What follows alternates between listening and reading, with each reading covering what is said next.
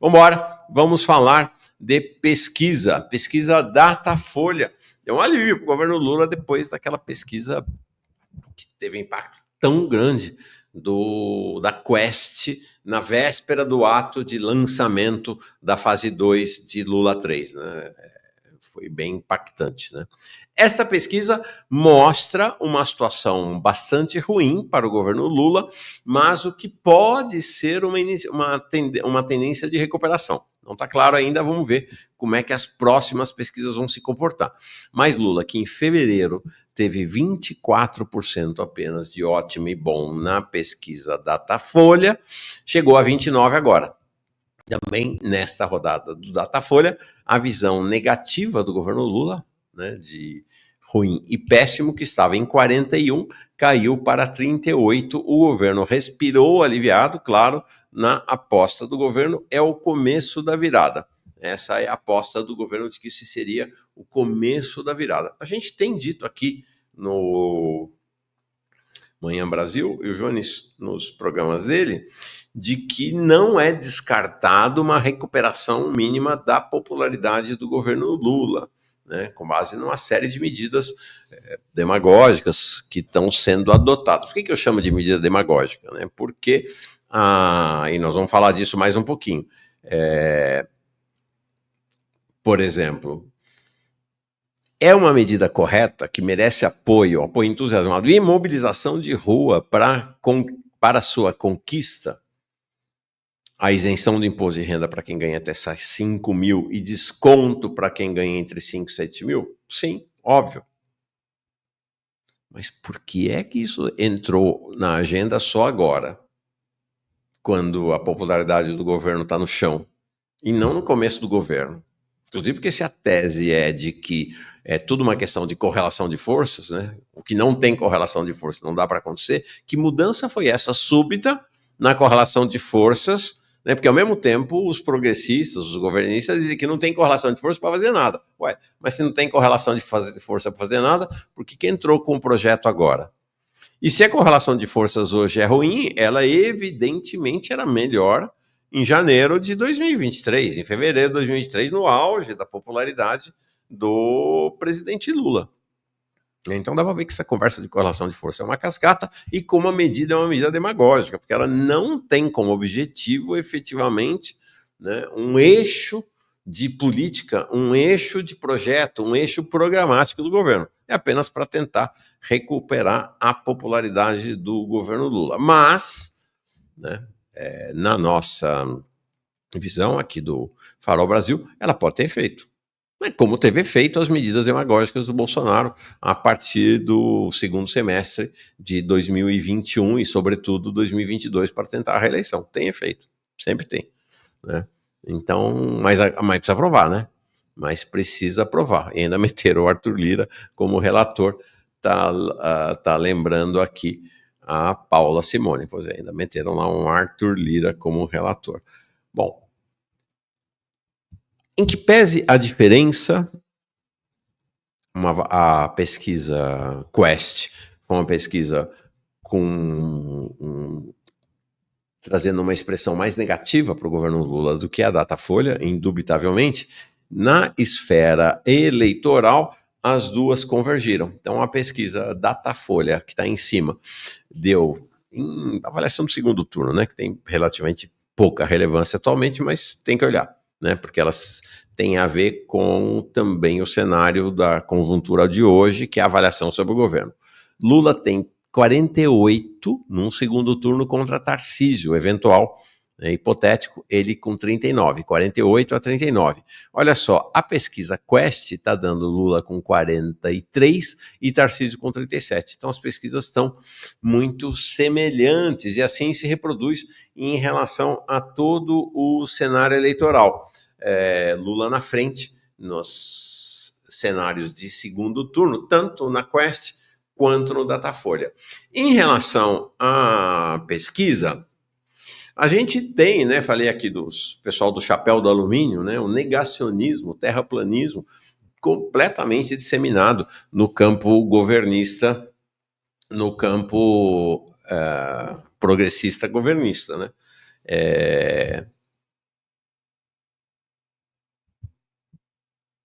que é o seguinte. Todos disseram, quando saiu a pesquisa Quest, que era pesquisa de banqueiro, que era pesquisa comprada, que não valia nada. Lembram-se disso, né? Toda essa turma progressista governista disse isso, que não podia confiar e tal. Aí no dia seguinte a Quest soltou a parte da pesquisa relativamente ao processo eleitoral. E aí tá dizendo, então aí não, né? Aí acabou, né? Aí a Quest é maravilhosa, tal, porque deu o Lula na frente. Isso é o que se chama negacionismo. Agora saiu a pesquisa da Datafolha. Então tá todo mundo dizendo, olha como a Quest é vendida para os banqueiros, olha como o Lula tá melhor no Datafolha, olha como já está se recuperando o Datafolha. Eu preciso contar uma coisa para eles. Vocês acho que já sabem, né? A Folha é de um banco. Assim como quem patrocina a pesquisa da Quest é um banco, a Folha de São Paulo pertence a um banco, o PagBank, que é um banco, inclusive, de oposição ao governo Lula, né? Porque não é Febraban, que é a base de apoio do governo Lula, é da turma da chamada Faria Lima, que é realmente oposição ao governo Lula. Então, é, é tudo negacionismo. Tudo negacionismo. Né? Porque é isso, né? Precisa ir encontrando uma narrativa para fazer caber a sua história. Né, para fazer caber essa história. Nós não temos compromisso com nada disso aqui. Se a pesquisa está dando que está melhorando a popularidade do Lula, ok, estamos mostrando aqui que de fato recuperou na pesquisa. É diferente da pesquisa Quest? É diferente. É normal haver dissonâncias entre institutos de pesquisa. Agora, a partir daí, dizer que esses institutos são vendidos, que eles estão aí, faz um carnaval, manchetes, gente dizendo que não vale, que tal. É curioso, porque gente que até 6 meses atrás, um ano atrás, defendia que o Brasil, faltam pesquisas no Brasil, que precisava ter mais pesquisa, que era fundamental ter pesquisa, agora diz que não, essas pesquisas não tem sentido fazer pesquisa agora sobre popularidade de governo. Então é isso, vai se adequando o discurso conforme o interesse político imediato, político ideológico imediato. Sueli Cruz, bom dia. Esse método corporal de Janja é recorrente desde a posse de Lula. Creio que seja também um dos motivos dela gerar antipatia mesmo entre as pessoas de esquerda. Soa como uma certa arrogância. A Sueli está falando aqui sobre essa maneira como ela se comportou no discurso do Raoni, depois que o Raoni começa a fazer cobrança nesse momento aqui, ó. Ela tá lá concordando com a Raoni, falando, tá, né, acenando com a cabeça positivamente, quando começa o trecho do discurso do Raoni, em que ele cobra o presidente Lula e o governo Lula pela exploração. Olha lá, aí nesse momento exatamente que no discurso começa até a cobrança pela exploração da margem equatorial. E é isso que está falando aqui a Sueli Cruz. Né? É visível como a linguagem corporal muda imediatamente, né? Imediatamente. É isso aí, Sueli.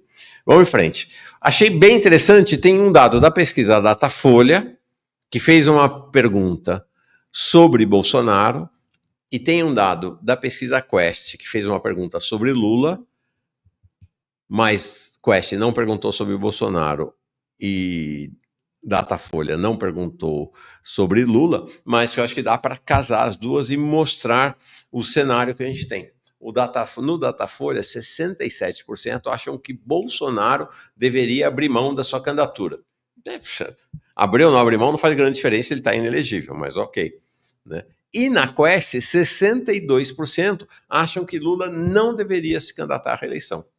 Então, isso eu achei bem interessante e deveria os analistas políticos se dobrarem sobre esses dados, porque mostram o seguinte, que há um desgaste evidente das duas principais lideranças políticas, duas lideranças políticas e de massa no país, Lula e Bolsonaro. Acho que esse é um dado muito relevante das duas pesquisas. Muito relevante, efetivamente, das duas pesquisas. Aqui, mais Datafolha. Bom, já que o Bolsonaro não vai, né? A pergunta lá é: caso o Bolsonaro não tente o Planalto novamente, não vai tentar, porque ele está fora, né? Quem ele deveria apoiar, tá? Michele Bolsonaro na frente. Eu tenho falado bastante aqui sobre essa questão, que a Michele é um nome forte, acho que talvez o nome mais forte dentro do bolsonarismo. É claro que ela é um nome forte popularmente, tem uma questão da articulação política de uma candidatura dessa. Isso é outra história aí. Tarcísio de Freitas leva vantagem. Tarcísio tem 21, Eduardo Bolsonaro 14, Marçal 11, Ratinho 7, Caiado 4, Romeu Zema 4, nenhum 9, não sabem 7. Então, esse é o cenário para quem é que fica no lugar daquele que não irá, tá? E aí tá interessante, né? Porque essa aqui é a turma, né? Zema, Ratinho, Tarcísio e o Caiado lá ontem, né? Na manifestação, né? Essa é a foto deles dizendo: é comigo, é para mim, é para mim, é para mim. Bolsonaro, se Bolsonaro tivesse alguma chance de ser candidato, eles não estariam no comício, só estiveram lá porque sabem que Bolsonaro não está e estão lá nessa, querendo que caia no colo de cada um deles. O Datafolha também pergunta o seguinte: se Lula não disputar a reeleição, tá, quem deveria ser o candidato? 37% consideram que Haddad deve ser o candidato. 18% Alckmin, 14% Simone Tebet, 5% Rui Costa, 3% Gleisi e nenhum 12%. É um cenário difícil, essa é uma questão, né? Se Lula não sai candidato, quem será? Acho que Fernando Haddad é uma aposta certa na derrota, né? Ao estilo do que foi lá na Argentina. Lembram-se da Argentina com um governo também neoliberal progressista do Alberto Fernandes. O candidato à sucessão foi o então, durante o governo dele, ministro da Fazenda, o ministro da Economia, o Massa, o Sérgio Massa, que foi derrotado pelo Milei. Acho difícil o Haddad, com o prestígio que ele tem popular aqui, ter alguma chance numa eleição. Tá? Outro dado interessante, aí fizeram uma pesquisa, aí já não o segundo turno, primeiro turno, colocando o nome do Ciro e tirando o nome de Bolsonaro e de Lula. Então, se Bolsonaro não está, Lula tem chance de não ser candidato. Então, nesta hipótese, como é que ficam? E aí, mais uma vez, né, Ciro tem demonstrado resiliência nas pesquisas, ele aparece em primeiro lugar, empatado com Tarcísio e Haddad, mas um pouco à frente, 19% Ciro, 16% Tarcísio, 15% Haddad, 13% Marçal, 7% Ratinho, 5% Eduardo Leite, 3% Zema e 2% Ronaldo Caiado. Achei interessante, mais uma rodada mostrando aí uma resiliência eleitoral do Ciro Gomes. Sobre a questão econômica, me parece uma questão chave, né? Alguém aqui falou sobre a mãe, eu não marquei, mas alguém disse que a mãe esteve num supermercado, não, que ela é caixa de supermercado. Alguém disse que a mãe é caixa de supermercado e disse que todo mundo reclama dos preços dos alimentos quando chega ali na hora de pagar. Não sei quem foi que falou, não vou conseguir achar aqui, foi falha minha, eu deveria ter separado, deveria ter marcado aqui, né? Mas teve o depoimento de alguém dizendo isso. Minha mãe é caixa de supermercado e todo mundo que chega ali para pagar reclama do preço dos alimentos. Achei, tá aqui, Henrique Silvério. Bom dia, Mauro. Sinceramente, não acredito que o Lula tem tudo isso. Minha mãe trabalha como caixa do supermercado e ela me disse que todo cliente que passa no caixa reclama dos preços. E aí a visão sobre economia é uma visão, de fato, muito negativa. Na sua opinião, nos últimos meses a situação econômica do país melhorou, piorou ou ficou como estava? Para 55% piorou. Para 21% apenas melhorou. E é interessante, vocês estão vendo lá aquele auge do piorou, o ponto mais alto aqui durante o governo Bolsonaro é ali em junho de 2026. Tá? Em junho de 2026, esse número que é 55% agora era 67%. Né? Junho de 2022, acho que eu falei, é isso, né? Era o pior momento. E aí o que acontece? Começa a cair aceleradamente a visão negativa por conta dos pacotes de medidas demagógicas que o Bolsonaro colocou, né? Auxílio Brasil, a queda brutal do desemprego, que já vinha caindo desde 2021. Então, tudo isso faz Bolsonaro entrar em acelerado processo, a opinião das pessoas sobre a economia mudar aceleradamente para uma visão de que a situação econômica estava melhorando, né? A pergunta é nos últimos meses. E vai chegar ao melhor momento em dezembro de 23, quando apenas 35% achavam que nos últimos meses a situação da economia tinha piorado. E agora essa subida para 55%. Para o futuro, prospecção, então, na visão de 36%, é a visão majoritária na pesquisa, vai piorar a situação econômica nos próximos meses. Para 29%, vai melhorar, tá? Acho que essa é uma questão chave. Agora, para tudo. Para tudo. Que nós vamos falar sobre arcabouço fiscal.